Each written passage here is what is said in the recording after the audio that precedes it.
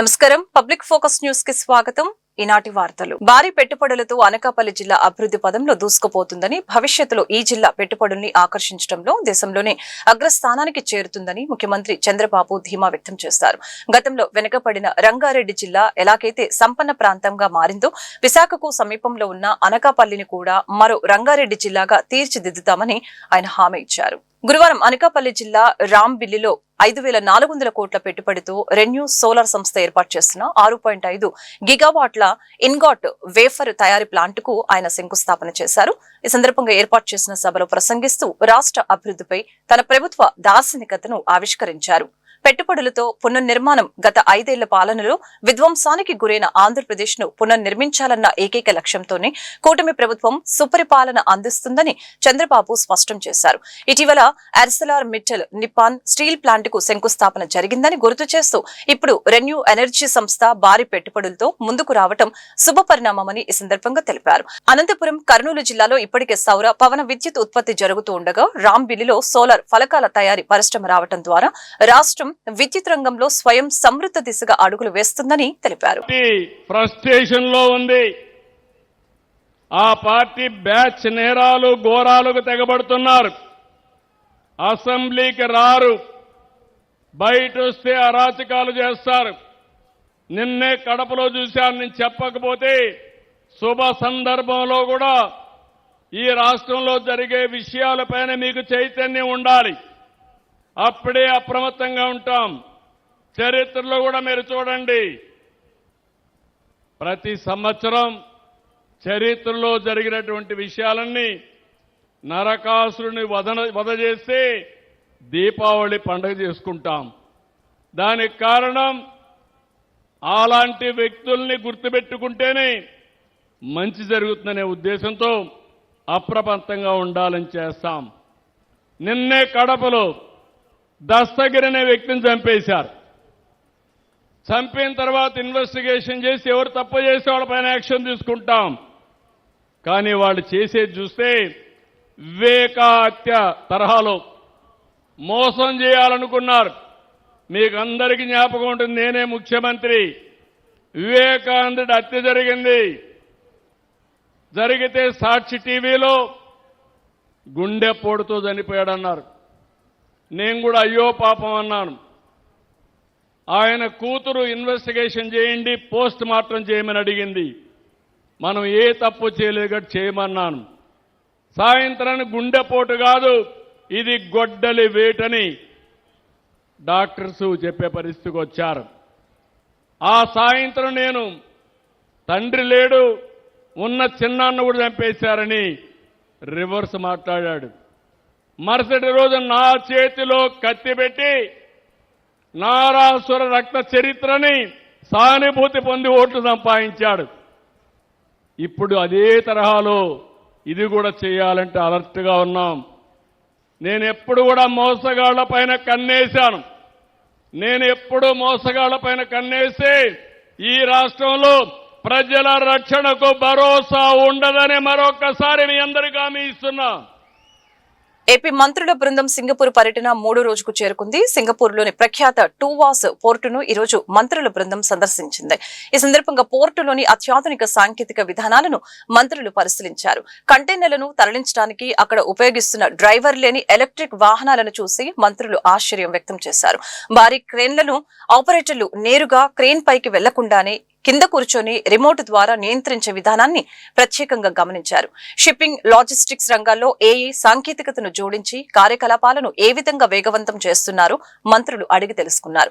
ఈ పర్యటనలో మంత్రులు నారాయణ, అచ్చెన్నాయుడు, అనిత, బీసీ జనార్దన్ రెడ్డి, సత్యకుమార్ యాదవ్, అనగాని సత్యప్రసాద్ పాల్గొని అక్కడ ఉన్న స్మార్ట్ వ్యవస్థను అధ్యయనం చేశారు. మహిళా రిజర్వేషన్లపై విపక్షాల కుంటి సాకులు చెబుతూ అడ్డంకులు సృష్టిస్తున్నాయని కేంద్ర సహాయ మంత్రి శ్రీనివాస వర్మ ధ్వజమెత్తారు.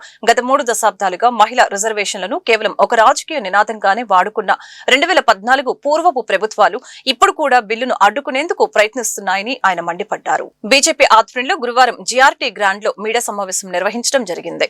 ఈ సమావేశంలో కేంద్ర సహాయ మంత్రి శ్రీనివాస్ వర్మ, ఎన్టీఆర్ జిల్లా టీడీపీ అధ్యక్షురాలు గద్దె అనురాధ, జనసేన రాష్ట్ర జాయింట్ సెక్రటరీ పోతురెడ్డి అనిత, తదితరులు పాల్గొని మాట్లాడారు.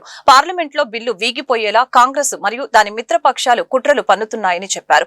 దక్షిణాదికి అన్యాయం చేసేలా విపక్షాలు వ్యవహరిస్తున్నాయని తెలియజేశారు. కాంగ్రెస్, డిఎంకే, టీఎంసీ, సమాజ్వాదీ వంటి పార్టీలు మహిళల రాజకీయ చైతన్యాన్ని ఇష్టపడటం లేదని అన్నారు. ఎన్టీఆర్ జిల్లా టీడీపీ అధ్యక్షురాలు గద్దె అనురాధ మాట్లాడుతూ ప్రతిపక్షాలు పితృస్వామ్య భావజాలం వీడాలని అన్నారు. జనసేన రాష్ట్ర జాయింట్ సెక్రటరీ పోతురెడ్డి అనిత మాట్లాడుతూ మహిళల ఓట్లతో గెలిచి చట్టసభలో కూర్చున్న నాయకులు మహిళలు ఎదుగుతుంటే ఎందుకు అడ్డుకుంటున్నారని ప్రశ్నించారు. భారత ప్రధానమంత్రిగా 2014లో నరేంద్ర మోడీ గారు బాధ్యతలు స్వీకరించాక పెద్ద ఎత్తున ప్రతిష్టాత్మకంగా తీసుకున్నటువంటి కార్యక్రమం నారీ శక్తి వందనం అధినియం. ఈ కార్యక్రమంలో భాగంగా పెద్ద ఎత్తున మహిళలకు చట్టసభల్లో ప్రాతినిధ్యం కల్పించాలనేటువంటి ఒక ఆలోచన. దాదాపు అంత క్రితం 3 దశాబ్దాలుగా మహిళా రిజర్వేషన్ ఉండాలి అంటూనే అది అమలులోకి రాకుండా రకరకాల సాకులు కారణాలు చూపుతూ వాయిదా వస్తూ వచ్చినటువంటి ప్రభుత్వాలు 2014 ముందు అది ఒక ఎన్నికల నినాదంగానే మిగిలిపోయింది. ఒక రాజకీయ నినాదంగా మాత్రమే మిగిలిపోయింది. కానీ దాన్ని ఆచరణలోకి తీసుకొచ్చేటటువంటి ప్రయత్నం 2014 ముందు ఉన్నటువంటి కాంగ్రెస్ పార్టీ కానీ దాని మిత్రపక్షాలకు సంబంధించిన యూపీఏ ప్రభుత్వం కానీ చేయలేదనేటువంటి విషయం మనందరికీ కూడా తెలుసు. అయితే 2014లో తరువాత నరేంద్ర మోడీ గారి ప్రభుత్వం, ఆనాడు ఎన్డీఏ ప్రభుత్వం అధికారంలో అందరితో చర్చించి అర్థం పర్థం లేని సాకులు చూపేటువంటి వారిని పక్కన పెట్టి ఆవేళ ఉన్నటువంటి మెజార్టీ ఆధారంగా మహిళా రిజర్వేషన్ బిల్లును అమల్లోకి తెచ్చింది 2023లో. ఇది కేవలం ఎన్డీఏ ప్రభుత్వానికి, ఆనాటి ప్రధాని నరేంద్ర మోడీ గారికి చెందుతుందనేటువంటి విషయం మీ అందరికీ కూడా తెలుసు. అయితే విజయవాడ కోర్టు కాంప్లెక్స్ లో గురువారం నాడు తీవ్ర కలకలం రేగింది. విద్యుత్ అంతరాయం కారణంగా 5గురు న్యాయవాదులు గంటకు పైగా లిఫ్టులో చిక్కుకుపోయి నరకయాతన అనుభవించారు.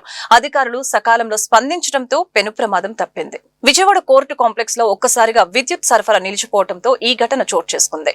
ట్రాన్స్ఫార్మర్ వద్ద మరమ్మతులు చేపట్టిన ఏపీసీపీడీసీఎల్ సిబ్బంది ఫ్యూజ్ అమర్చే క్రమంలో విద్యుత్ సరఫరాను నిలిపివేశారు. ఆ సమయంలో లిఫ్టులో ఉన్న 5గురు న్యాయవాదులు 7-8 అంతస్తుల మధ్య చిక్కుకుపోయారు. లిఫ్ట్ మధ్యలో ఆగిపోవడంతో లోపల గాలి ఆడని పరిస్థితి నెలకొంది. వెంటిలేషన్ కోసం ఉపయోగించే లివర్ ను యాక్సెస్ చేయడం సాధ్యం కాకపోవడంతో న్యాయవాదులు తీవ్ర ఇబ్బందులు పడ్డారు. సమాచారం అందుకున్న వెంటనే కోర్టు అధికారులు, పోలీసులు ఘటనా స్థలానికి చేరుకున్నారు. వెంటనే లిఫ్ట్ ప్యానెల్ ని తెరిచి గాలి ఆడేలా జాగ్రత్తలు తీసుకున్నారు. ముందు జాగ్రత్తగా ఆక్సిజన్ సిలిండర్లను కూడా సిద్ధం చేశారు. సుమారు గంట పాటు శ్రమించి న్యాయవాదులను సురక్షితంగా బయటకు తీసుకువచ్చారు. ఆక్సిజన్ అవసరం పడకుండానే అందరూ క్షేమంగా బయటపడటంతో అధికారులు ఊపిరి పీల్చుకున్నారు. ప్రస్తుతం న్యాయవాదులందరి పరిస్థితి నిలకడగా ఉందని పోలీసులు ధృవీకరించారు. విజయవాడ ఇంద్రకీలాద్రిపై గత 2 రోజులుగా సాగుతున్న ప్రచారానికి చెక్ పెట్టింది దుర్గమ్మ దేవస్థానం పాలక మండలి. దువ్వాడ శ్రీనివాస్ పర్యటనకు సంబంధించి సోషల్ మీడియాలో వస్తున్న వార్తలపై చైర్మన్ కార్యాలయం ఒక కీలక ప్రకటన విడుదల చేసింది. దేవస్థానం ప్రతిష్టతను దెబ్బతీసేందుకు కొంతమంది కుట్రపూరితంగా వ్యవహరిస్తున్నారని మండిపడ్డారు. ఇంద్రకీలాద్రిపై దువ్వాడ శ్రీనివాస్ పర్యటన ఇప్పుడు రాజకీయ దుమారానికి దారితీసింది. అయితే దీనిపై దేవస్థానం చైర్మన్ కార్యాలయం స్పష్టతనిచ్చింది. నిజామాబాద్ కు చెందిన భక్తుడు తోడుపునూరి శ్రీనివాసు అమ్మవారికి 107 గ్రాముల బంగారు కాసుల హారాన్ని విరాళంగా సమర్పించారని, ఆ దాతతో పాటు వచ్చిన వారికి మాత్రమే ఆలయ నిబంధనల ప్రకారం ప్రోటోకాల్ మర్యాదలు చేశామని స్పష్టం చేశారు. ఇందులో ఎటువంటి రాజకీయ ప్రాధాన్యత లేదని వివరించారు. ముఖ్యంగా ఫోటోలో వివాదంపై దేవస్థానం తీవ్రంగా స్పందించింది. మీడియాకు కేవలం విరాళం వివరాలు, ఆభరణం ఫోటోలు మాత్రమే అధికారికంగా ఇచ్చామని, దాతల వ్యక్తిగత ఫోటోలను తాము ప్రచురించలేదని తెలిపింది. కొంతమంది కావాలని అనధికారికంగా ఫోటోలను సేకరించి రాజకీయ రంగు పులిమి కుట్ర చేస్తున్నారని మండిపడ్డారు. గతంలో జరిగిన పరిపాలనా పరమైన బదిలీలను ఈ ఘటనతో ముడిపెట్టడం సరికాదని, అమ్మవారి సన్నిధిని వివాదాల్లోకి లాగవద్దని దేవస్థానం కోరింది. రాజకీయాలకు అతీతంగా భక్తులను గౌరవించడం తమ బాధ్యత అని, అసత్య ప్రచారాలను నమ్మవద్దని చైర్మన్ కార్యాలయం భక్తులకు విజ్ఞప్తి చేసింది. బీహార్ యువకుల బీభత్సం. మార్కాపురం జిల్లా పొదిలి మండలం ఏలూరు మూసి వంతెన సమీపంలో మద్యం షాపు పక్కన ఉన్న హోటల్ నందు ఘటన జరిగింది. మద్యం సేవించిన బీహార్ వ్యక్తులు హోటల్ యజమానితో గొడవ పడుతున్న సమయంలో అడ్డుగా వచ్చిన షాపులో పనిచేసే యువకుడిని చితిగా బాదిన బీహార్ యువకులు పొదిలి పట్టణానికి చెందిన షేక్ పచ్చా హుస్సేన్ పై కట్టెలు, ఇటుక రాళ్లతో దాడి చేయడంతో తీవ్రంగా గాయపడ్డాడు. గాయపడిన హుస్సేన్ ని హుటాహుటిన పొదిలి ప్రభుత్వ వైద్యశాలకు తరలించి ప్రథమ చికిత్స అందిస్తున్నారు. పోలీసులు కేసు నమోదు చేసుకుని దర్యాప్తు చేస్తున్నారు.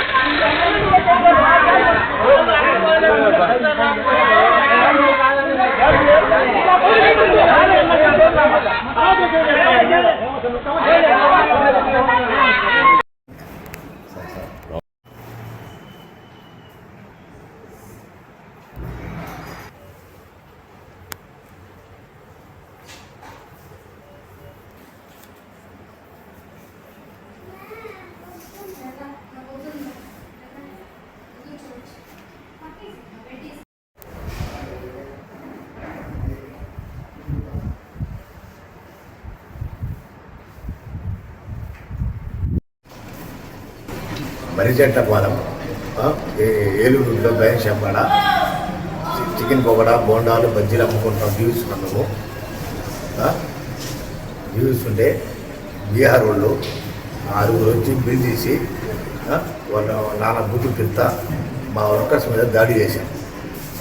మా ఒక చేయి వాటర్ చేసి మా వర్కరు ఏందిరా అని అడిగినట్టు కర్రలు కొట్టాం. నన్ను కొట్టకుండా మా వర్కర్ మీద బీభత్సంగా ఎదుర్కొన్నాం. మార్కాపురం జిల్లా పొదిలిలో మెరుపు సమ్మెకు దిగిన మున్సిపాలిటీ కార్మికులు. సిఐటియు రాష్ట్ర వ్యాప్తంగా పిలుపు మేరకు ఈరోజు పొదిలిలోని మున్సిపల్ శాఖ కార్మికులు ఒకరోజు సమ్మెకు దిగి విధులను బహిష్కరించారు. ముఖ్యంగా పొదిలిలోని పారిశుద్ధ్య కార్మికులు తమకు రావాల్సిన 3 నెలల బకాయిలను వెంటనే చెల్లించాలని, చనిపోయిన వారి కుటుంబ సభ్యుల్ని ఈ విధుల్లోకి తీసుకోవాలని, తమను ఆప్కాస్ లోనే ఉంచాలని, కార్మికుల సంఖ్య పెంచాలని వారు డిమాండ్ చేశారు. ఈ కార్యక్రమంలో సిఐటియు నాయకులు నర్ర వెంకటేశ్వర రెడ్డి, బండి కోటేశ్వరరావు, పారిశుద్ధ్య కార్మికులు పాల్గొన్నారు.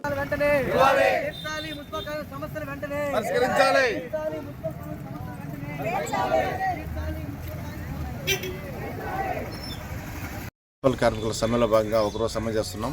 ప్రధానంగా పొదిలి నగర పంచాయతీ సంబంధించి చాలా పెండింగ్ సమస్యలు ఉన్నాయి. ఈ సమస్యల పరిష్కారంలో ఎప్పటికప్పుడు దాటవేద్దారంతో అధికారులు దాటేసుకుపోతున్నారు. కార్మికులు చాలా వ్యవస్థలు పడుతున్నారు. ఎండల కాలం పనిచేయాలంటే చాలా కష్టంగా ఉంది. వాతావరణ పరిస్థితులు బాగాలేవు. అదేవిధంగా రోజువారీ వాళ్ళకి జీతాల విషయంలో కూడా రాకపోయేసరికి ఇంట్లో గోళగా ఉంది. ఇంటికి తాళాలు వేస్తామన్నారు ఇంటి ఓనర్లు. అలాంటి సిచ్యువేషన్లో అదేవిధంగా కూలీ పోయి వచ్చిన వాళ్ళు, కూలీ పోయి తెచ్చుకున్న వాళ్ళు నెలవారీ డబ్బులు వస్తాయి, రోజువారీ డబ్బులు. ఇక్కడే వాళ్ళకి 3 నెలలైనా జీతాలు లేవు. రెండోది కిరాణా కొట్లో పోతే అప్పులు ఇవ్వట్లేదు. దానివల్ల చాలా ఇబ్బంది పడుతున్నారు కార్మికులు. ఈ సమస్యల పరిష్కారం కావాలంటే నెలవారీ జీతాలు ఇవ్వాలి, ప్రభుత్వం పర్మనెంట్ చేయాలని చేసి రెగ్యులర్ జీతాలతో పాటు. మార్కాపురం మండలం రామచంద్రపురం గ్రామం కొండేపల్లి రోడ్డు సమీపంలో బుధవారం రాత్రి టిప్పర్కు విద్యుత్ వైర్ తగిలి మంటలు చెలరేగాయి. ఓ వెంచర్లు మట్టి అన్లోడ్ చేస్తూ ఉండగా ఈ ప్రమాదం జరిగింది. ఈ ఘటనలో డీజిల్ ట్యాంకర్ టైర్లు ధ్వంసమయ్యాయి. ఒక్కసారిగా లారీకి మంటలు అంటుకోవడంతో అటుగా వెళ్తున్న వాహనదారులు భయభ్రాంతులకి గురయ్యారు. వెంటనే స్థానికులు అగ్నిమాపక సిబ్బందికి సమాచారం ఇవ్వడంతో వారు హుటాహుటిన ఘటన స్థలానికి చేరుకున్నారు. డ్రైవర్ నిర్లక్ష్యంతోనే ఈ ప్రమాదం జరిగిందని స్థానికులు చెబుతున్నారు. పోలీసులు కేసు నమోదు చేసి దర్యాప్తు చేపట్టారు.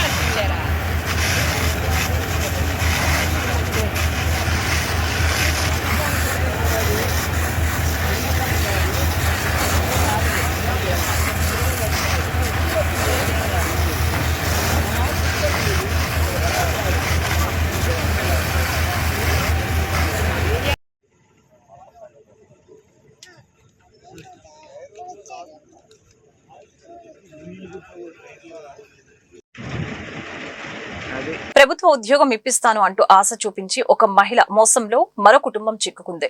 పొదిలిలో ఉద్యోగం పేరిట 5 లక్షల రూపాయలు వసూలు చేసి ఒరిజినల్ సర్టిఫికెట్లు తీసుకుని మోసం చేసిన ఘటన వెలుగులోకి వచ్చింది. వివరాల్లోకి వెళ్తే పొదిలి పట్టణానికి చెందిన కల్పన అనే మహిళ ANM పూర్తి చేసి ఉద్యోగం కోసం ఎదురు చూస్తున్నారు. ఈ క్రమంలో ఆమె భర్త స్నేహితుడైన దాసు అనే వ్యక్తి ద్వారా గూడూరు వినోద్ కుమార్ అనే వ్యక్తి పరిచయమయ్యాడు. తనకు ఉన్న పరిచయాలతో ప్రభుత్వ ఉద్యోగం ఇప్పిస్తానని నమ్మపలికిన వినోద్ కల్పన నుండి ANM మరియు 10th క్లాస్ ఒరిజినల్ సర్టిఫికెట్లతో పాటు అక్షరాల 5,04,000 రూపాయలని నగదును తీసుకున్నాడు. నెలలు గడుస్తున్న ఉద్యోగం రాకపోవడంతో బాధితురాలు అడగ్గా వచ్చే నెల వస్తుంది, ఆపై నెల వస్తుంది అంటూ కాలయాపన చేస్తూ వచ్చాడని కల్పన ఆవేదన వ్యక్తం చేసింది. కనీసం సర్టిఫికెట్లైనా తిరిగి ఇచ్చేయమని అడిగితే రేపు మాపు అంటూ తిప్పుతున్నాడని, పైగా ఫోన్ల ద్వారా తనకు గత వైఎస్ఆర్ ప్రభుత్వంలో పెద్దలతో మంచి పరిచయాలు ఉన్నాయి అంటూ పొలిటికల్ ఇన్ఫ్లుయెన్స్ ఉందంటూ తన భర్తను భయపెడుతున్నాడని ఆమె మీడియాకు వాపోయింది. నమ్మిన వ్యక్తి మోసం చేయడంతో దిక్కుతోచిన స్థితిలో ఉన్న బాధితురాలు చివరకు న్యాయం కోసం పోలీసులను ఆశ్రయించారు. తన సర్టిఫికెట్లు తనకిప్పించి మోసం చేసిన వ్యక్తిపై కఠిన చర్యలు తీసుకోవాలని ఆమె కోరుతుంది. నా భర్త ద్వారా పరిచయమైన దాసు అనే వ్యక్తికి వినోద్ కుమార్ అనే అతను పరిచయం అయ్యి మా హస్బెండ్కి పరిచయము. వాళ్ళ ద్వారా ఆయన జాబ్స్ అదే నా ANM కంప్లీట్ అయ్యింది. అతను మా హస్బెండ్ ద్వారా పరిచయం అయ్యి మా ఇంటికి వచ్చి ఇట్లా జాబ్ ఇప్పిస్తానమ్మా అని చెప్పి నా సర్టిఫికేట్స్, నా ANM సర్టిఫికేట్, 10th సర్టిఫికేట్స్ అవన్నీ తీసుకొని 4 లక్షల రూపాయల డబ్బులు తీసుకొని జాబ్ ఇప్పిస్తానమ్మా నీకు వచ్చేసిన జాబ్ అని చెప్పేసి వెళ్ళిపోయారు. ఇప్పుడు మళ్ళీ మేము ఇట్లా జాబ్ ఏదన్నా అని అడిగితే 2 నెలల క్రితం వస్తుందమ్మా, 3 నెలల క్రితం వస్తుందమ్మా నీకు జాబ్ వస్తుంది అని చెప్పాడు. చెప్పినా ఏమి మేము ఇట్లా వస్తుంది కదా నమ్మకంతో ఉన్నాము, కానీ అతను ఏం పట్టించుకోలేదు. ఇప్పుడు మళ్ళీ అట్లా డబ్బులు పంపించండి అంటే ఫోన్పే ద్వారా అట్లా కొట్టాము. 5,04,000 రూపాయల దాకా అట్లా తనకు అందినాయి, కానీ మాకేం న్యాయం చేయలేదు. ఇప్పుడు మేము కంప్లైంట్ ఇచ్చాము, ఒకసారి ఇచ్చినా ఆయన ఏమి పట్టించుకోవట్లేదు అన్నట్టుగా వదిలేశారు. కానీ మళ్ళీ అతను వేరే మేము అడగటం, మా హస్బెండ్ నేను అడుగుతా ఉంటే మమ్మల్ని బెదిరించడానికి వచ్చాము. ఇట్లా వాళ్ళ కంప్లైంట్ ఇచ్చినాక మా హస్బెండ్ బెదిరిస్తున్నాడు. వాళ్ళు పొలిటికల్గా వాళ్ళు తెలుసు వీళ్ళు తెలుసు అని బెదిరిస్తూ ఉన్నాడు. దాంతో భయపడి మేము ఆగిపోతా ఉన్నాము. ఇట్లా మళ్ళీ ఇప్పుడు కంప్లైంట్ ఇవ్వడానికి వచ్చాము సార్ దగ్గరికి, సార్ న్యాయం చేస్తారని వచ్చాము. గూడూరు వినోద్ కుమార్ అనే అతనికి సర్టిఫికేట్స్ యువతకు ఒక మంచి సందేశాన్ని ఇవ్వాలనే ఆశయంతో ఆదర్శవంతమైన కథాంశంతో నీతి నాది మరో కథ చిత్రాన్ని నిర్మిస్తున్నట్లు మాజీ కార్పొరేటర్ బాలస్వామి పేర్కొన్నారు. ప్రేక్షకులు యువ కథ నాయకులను ఆశీర్వదించి సినిమాను విజయవంతం చేయాలని కోరారు. గాంధీనగర్ ప్రెస్ క్లబ్ లో నీతి నాది మరో కథ చిత్ర పోస్టర్ ఆవిష్కరణ కార్యక్రమం ఘనంగా జరిగింది. దారా రవి దర్శకత్వంలో మూర్తి నిర్మాత సారథ్యంలో తెరకెక్కుతున్న ఈ చిత్రం ద్వారా గంగాధర్, మౌనిక నూతన హీరోయిన్లుగా పరిచయం అవుతున్నారు. ఈ సందర్భంగా చిత్ర బృందం మాజీ కార్పొరేటర్ బాలస్వామి మాట్లాడారు. గతంలో బ్లేడ్ బ్యాచ్ వంటి విజయవంతమైన చిత్రాన్ని అందించిన దారా రవి, మూర్తిల కాంబినేషన్ లో ఈ సినిమా రూపొందుతుందని తెలియజేశారు. చిన్న చిత్రాలను, నూతన నటీనటుల్ని, సాంకేతిక నిపుణుల్ని ప్రేక్షకులు ఆదరించి ప్రోత్సహించాలని కోరారు. ఈ చిత్రం బాక్స్ ఆఫీస్ వద్ద ఘన విజయం సాధించాలని చిత్ర బృందం ఆకాంక్షించింది. ప్రముఖ సినీ గాయని, దక్షిణ భారత గాన కోకిల ఎస్ జానకి కోట్లాది మంది సంగీత ప్రియుల మదిని దోచుకున్న అరుదైన గాయని అని పలువురు వక్తలు కొనియాడారు. ఆమె నిండు నూరేళ్లు ఆరోగ్యంగా జీవించాలని, నేటితరం గాయని గాయకులు ఆమె క్రమశిక్షణను, గానాన్ని ఆదర్శంగా తీసుకోవాలని సూచించారు. నాది మరో కథ మూవీ పోస్టర్ రిలీజు కార్యక్రమం విజయవాడ నగరంలోని ప్రెస్ క్లబ్ లో చాలా గొప్పగా ఈ మూవీ పోస్టర్ రిలీజ్ కార్యక్రమాన్ని మా సోదరులు మూర్తి గారు, అలాగే డైరెక్టర్ కమ్ ప్రొడ్యూసర్ దారా రవి గారు, మా సోదరుడు దుర్గారావు, అలాగే ప్రసాద్ గారు, రమేష్ గారు, జయరామ్ గారు, ముఖ్యంగా హీరోయిన్ యంగ్స్టర్స్ గంగాధర్ మరియు మౌనిక వీళ్ళందరూ టీం ఆధ్వర్యంలో ఒక చక్కటి మూవీ భవిష్యత్తులో రాబోతుంది. ఒక మంచి సందేశం ఉన్నటువంటి సినిమా ఈరోజు పోస్టర్ రిలీజ్ కార్యక్రమం. ఈ ఆర్టిస్టులు కూడా కొత్తగా నూతన పరిచయం అనుకుంటా, నూతన పరిచయం హీరోయిన్ నూతన పరిచయం. గతంలో కూడా దారా రవి గారు, మూర్తి గారు 2015లో బ్లేడ్ బ్యాచ్ అనేటువంటి ఒక చక్కటి మూవీని తీసి అది కూడా మంచి విజయం సాధించడం జరిగింది.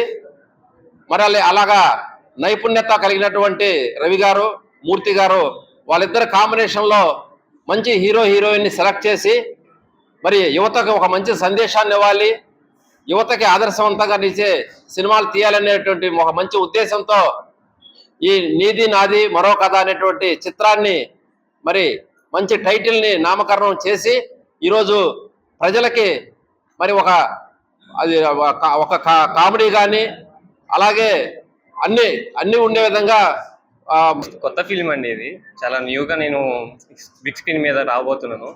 ఇది ప్రీవియస్గా చిన్న చేశాను, కానీ ఇంత పెద్ద అవకాశం ఇచ్చినందుకు దారా రవి గారికి చాలా థ్యాంక్స్ సార్. ఈ మూవీ చాలా హిట్ అవుతుంది. మా 100% మేము పెడుతున్నాము. సార్ కూడా చాలా మీ ముందుకి మంచి సినిమా తీసుకురావాలని చాలా కృషి చేస్తున్నారు. మీరు కూడా మా అందరికి సపోర్ట్ చేసి సినిమా హిట్ చేయాల్సి ఉందిగా కోరుతున్నాము. మమ్మల్ని కూడా ఎప్పటికీ సపోర్ట్ చేస్తూ ఉండాలని, ప్రీవియస్గా ఎలాంటి సినిమాలు వచ్చినా ఇలానే సార్ మీరు కూడా కొంచెం సపోర్ట్ చేస్తూ ఉండాలని. అందరికీ నమస్కారం. ఇది మా ఫస్ట్ మూవీ అండి. ఇది నాకు వచ్చిన ఫస్ట్ ఛాన్స్ బిగ్ స్క్రీన్లో.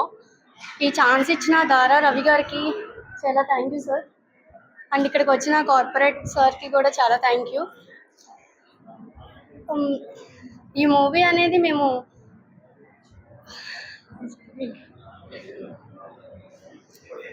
చాలా మంచిగా చేస్తాము. అంటే ఈ మూవీలో నేను మెయిన్ రోల్ చేస్తున్నాను, హీరోయిన్ రోల్గా. నా వరకు నేను 100% ఇవ్వడానికి ట్రై చేస్తాను. అండ్ మీరు కూడా ఈ మూవీకి వచ్చి చూసి మమ్మల్ని సక్సెస్ఫుల్గా ముందుకి తీసుకువెళ్ళడానికి కోరుకుంటున్నాను.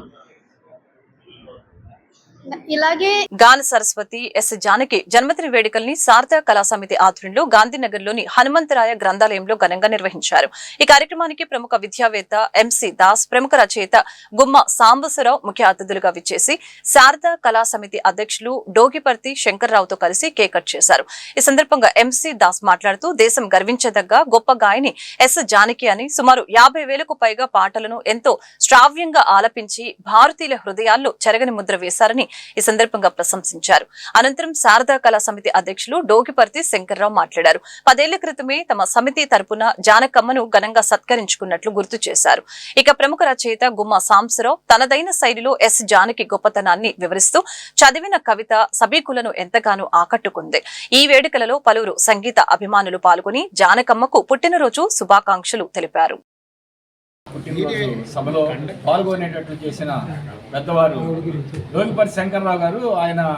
ఆయనకి నాకు ఒకడే గురువు, అంటే నాకు ఆయన ఇండైరెక్ట్గా క్లాస్మేట్ లెక్క. అలాగే మా గురువు గారే ఇక్కడ ఉన్నారు. వారిద్దరి సమక్షంలో నేను మాట్లాడటం చాలా సంతోషంగా ఉంది.